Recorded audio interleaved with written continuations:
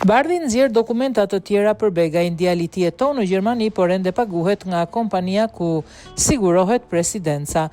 Kreu i grupit parlamentar të Partisë Demokratike, Gazmend Bardhi, ka reaguar pas deklaratës së shpërndar nga presidenca duke publikuar disa dokumenta për Klajdi Begajn, të birin e presidentit. Në reagimin e tij, Bardhi thekson se Klajdi Begaj paguhet në Shqipëri nga kompania e sigurimeve me të cilën ka kontratë presidenca, pavarësisht se jeton dhe punon si mjek në Gjermani.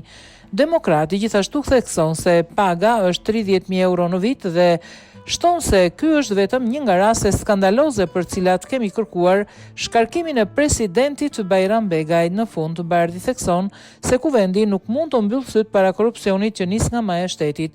Si gjithmonë, Bajram Begaj foli, por nuk tha asgjë. Çfarë pengoi doktorin e mrekullive, njëherë presidenti të pohoj se djali i tij paguhet pa qenë fare në Shqipëri nga kompania me të cilën presidenca ka kontratë për të gjitha prokurimet e institucionit, sado që të shmanget e të përdridhet presidenti i çnderuar, përgjigjja është vetëm një: korrupsioni dhe përfitimi i paligjshëm i presidentit.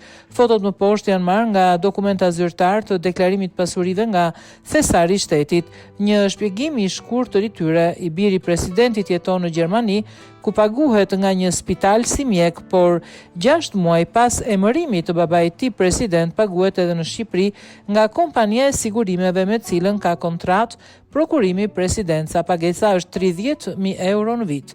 Ky është vetëm një nga rastet skandaloze për të cilat kemi kërkuar shkarkimin e presidentit të çnderuar Bajram Begaj.